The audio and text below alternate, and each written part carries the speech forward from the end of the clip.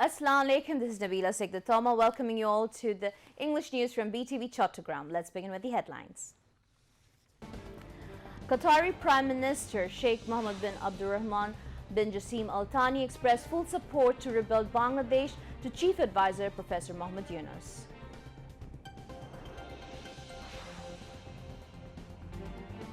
Chief Advisor Professor Mohammed Yunus urged Qatari investors to invest in Bangladesh to take advantage of its immense potentials.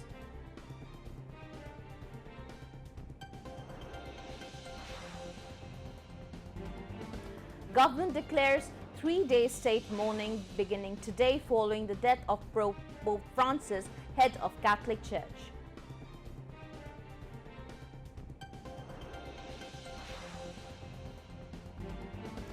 Australia ready to extend all-out support in next general election, says Chief Election Commissioner.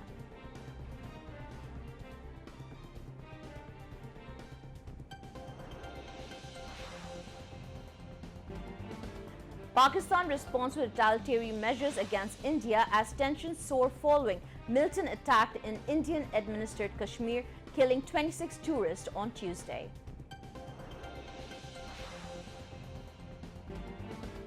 And Real Madrid defeat Getafe by 1-0 in La Liga football.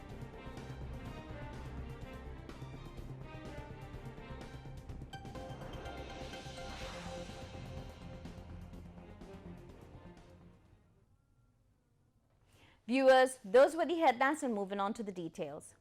Chief Advisor Professor Mohammed Yunus held a meeting with the Prime Minister of Qatar Sheikh Mohammed bin Abdulrahman bin Jassim Al Thani at his office in Doha today. During the meeting, Sheikh Mohammed bin Abdulrahman bin Jassim Al Thani, also the Foreign Minister of Qatar, expressed his full support for the leadership of Bangladesh Chief Advisor, and he assured him all possible help to rebuild the country. The Qatari Prime Minister, one of the most influential leaders in the Middle East, said he would designate one of his close aides to take relationship with Bangladesh to a new height. Chief Advisor sought full diplomatic, financial and investment support for building a new Bangladesh, including creating new opportunities and a prosperous future for the country's nearly 180 million people, notably its young population. The Qatari Prime Minister also urged the Bangladesh leader to send a technical team to Qatar to hold discussion on a wide range of cooperation. The discussion also centered on the Rohingya crisis, with the Chief Advisor calling for all possible support to make sure Rohingya people can return home with dignity. The Chief Advisor also thanked the Qatari Prime Minister for helping organize a high-level dialogue on the Rohingya crisis on the sidelines of the Athena summit. The Qatari Prime Minister appreciated Bangladesh's role in hosting more than 1 million Rohingya refugees in the country. He called for mobilizing more international support to resolve the crisis. The two leaders also discussed the Gaza situation. Professor Yunus expressed his regret that much of the world is still silent over the plight of the Gazians. The Prime Minister of Qatar expressed his appreciation of the position of Bangladesh on this issue. Foreign Advisor Tawhid Hussain, Energy Advisor Fazlul Kabir Khan, National Security Advisor Dr. Khalilur Rahman, SDG Affairs Coordinator Lamia Murshid, among others, attended the meeting. Emphasizing imagination is the key to human potential. Chief Advisor Mohammed Yunus said that nothing is possible without the power of imagination. He made this remark today while delivering a special lecture titled A World of Three Zeros at the Qatar University. The Chief Advisor urged young people to dream to change the world. Speaking about social business, he stated, earning money may bring happiness, but bringing happiness to others is the ultimate joy.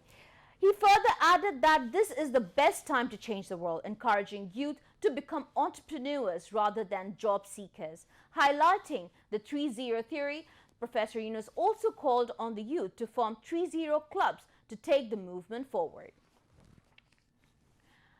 Chief Advisor Professor Mohammed Yunus has urged Qatari investors to invest in Bangladesh to take advantage of the immense potential that the country offers. He urged this while addressing at a program titled Bilateral Investment Opportunities between Qatar and Bangladesh in Doha, Qatar on Wednesday.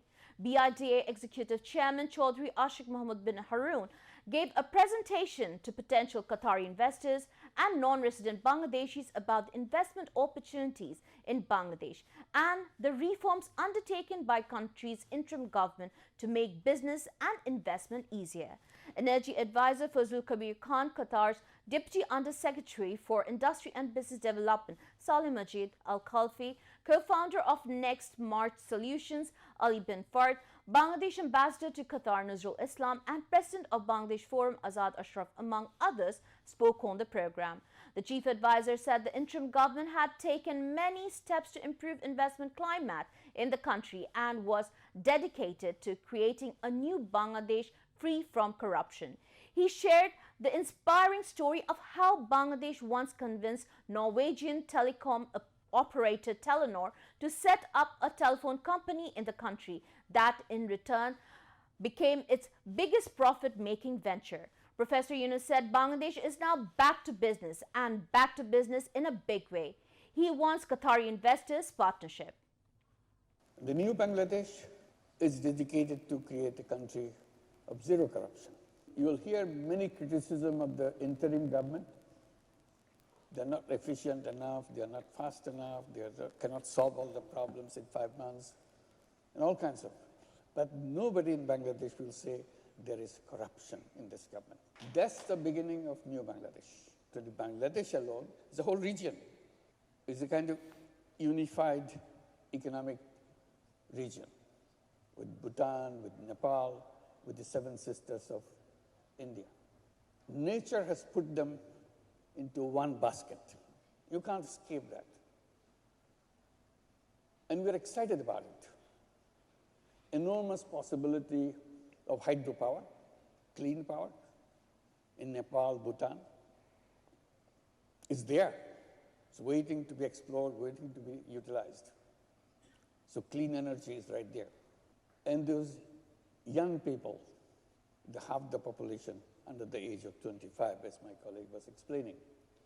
It's enormous potential. Young people bubbling with enthusiasm, bubbling with ideas to get things done. So here we are talking about a new, in a way, new start, but a very old foundation. And it will be an exciting business for all of us together. That's what we're looking forward to. We want your partnership. The Bangladesh government has declared a 3-day state mourning beginning today following the death of Pope Francis, head of Catholic Church. The cabinet division issued a notification to this end on Wednesday night. During the period, the national flag will be kept at half-mast at all government, semi-government, autonomous and educational institutions, as well as all government and private buildings across the country and Bangladesh missions abroad. Special prayers will also be arranged for the Pope's departed soul. Pope Francis, an energetic reformer who inspired widespread devotion from Catholics but railed traditionalists, died on Monday at the age of 88. Meanwhile, Chief Advisor Professor Mohammed Yunus will travel directly from Qatar to Rome, Italy, to attend the Pope Francis' funeral.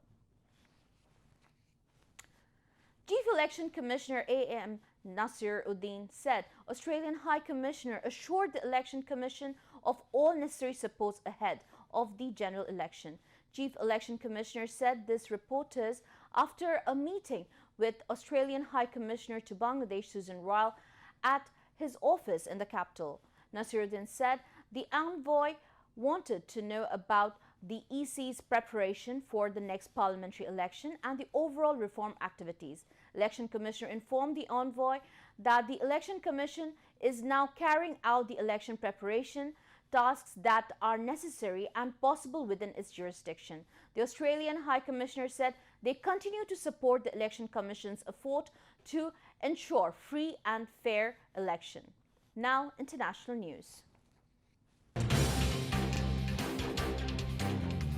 Pakistan has responded with retaliatory measures against India as tensions soared following a militant attack in Indian-administered Kashmir, killing 26 tourists on Tuesday. Islamabad suspended all visas issued to Indian nationals under an exemption scheme with immediate effect as well as expelling some of its Indian diplomats and closing its airspace to Indian flights. Earlier, India announced a raft of measures to downgrade its ties with Pakistan on Wednesday, a day after suspected militants killed 26 men at a tourist destination in Kashmir in the worst attack on civilians in the country in nearly 2 decades. Indian Foreign Secretary Vikram Misri told a media briefing that the cross-border linkage of the attack had been bought out at a special meeting of the Security Cabinet, after which it was decided to act against Pakistan. He said New Delhi would suspend the immediate effect a crucial river water treaty that allows for sharing of the waters of Indus River system between the two countries. The defense advisor in the Pakistani High Commission in New Delhi were declared persona non grata and asked to leave. Misri said, adding that the overall strength of the Indian High Commission in Islamabad will be reduced to 30 from 55. The main border crossing checkpoint between the two countries will be closed with immediate effect, and Pakistan nationals will not be allowed to travel to India under special visas, Misri said. At least 17 people were injured and in the shooting that took place on Tuesday in the Baisaran Valley in the Falgam area of the scenic Himalayan Federal Territory of Jammu and Kashmir. The dead included 25 Indians and 1 Nepalese national, police said. It was the worst attack on civilians in India since the 2008 Mumbai shootings and shattered the relative calm in Kashmir, where tourism has boomed as an anti-India insurgency has waned in recent years.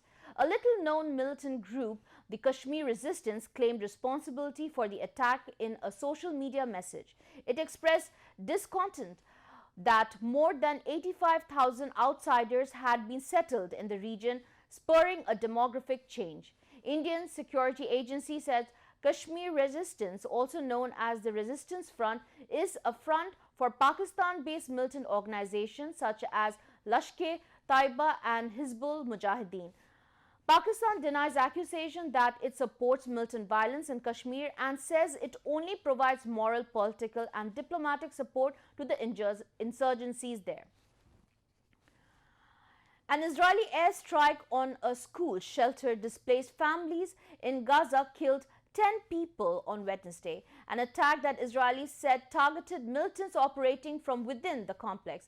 Medics said the airstrike on the Yafa school in the Tufa area of Gaza City set fire to tents and classrooms. The Israeli military said Hamas and allied group Islamic Jihad were operating within the school and that it took precautions to reduce harm to civilians before it struck there. Some furnitures were still in flames several hours after the strike as people shifted through blackened classrooms and schoolyards in search for their belongings. We were sleeping and suddenly something exploded. We started looking and found the whole school on fire. The tents here and there were on fire. Everything was on fire, said eyewitness Muhammad Al-Hawiti. People were shouting and men were carrying people, charred children, and were walking and saying, dear God, we have no one but you. What can we say, dear God, only, she said. On Wednesday, the foreign minister of Germany, France and Britain jointly called on Israel to adhere to the international law and allow the unhindered passage of humanitarian aid into Gaza. They also urged the ceasefire to be restored and for remaining hostages held by militant group Hamas to be released. Humanitarian aid must never be used as a political tool and Palestinian territory must not be reduced nor subjected to any demographic change, the ministers said in a statement. Israeli Foreign Minister spokesman Oren Mormsman rejected the statement, asserting that there were no shortage of aids in Gaza, even though doctors and civilians say the medical supplies and food are running low. Back to national news. Chattogram Port Day tomorrow. The port authorities have chalked out various programs to celebrate the day like the previous year. Chattogram Port Authority Chairman Rear Admiral S.M. Munir Zaman highlighted the various progress made by Chattogram Port in the past 1 year in a view exchange meeting with the journalists at the Shoaib Munshi Fazlur Rahman Auditorium of the port this afternoon. He said the export earnings of Chattogram port has increased by 11.44% in the past 1 year. Goods worth 37,191.32 billion dollars have been exported in the first 9 months of the current fiscal year. At the same time, container handling in the first 9 months has increased by 5.1% compared to last year's, and cargo handling has also increased by 5.96%. 3,058 ships have been handled during this period. He also said the capacity of the container yard has been increased. At the same time, initiatives have been taken to build new container yards. 2,850 meters of shoreline conversion work has been done on both sides to maintain navigability of the river Karnafuli. Additionally, Secretary of the Port Mohammad Habibur Rahman, member Commodore Kausar Rashid, Captain Ahmad Amin Abdullah were present on the occasion. Now, sports news.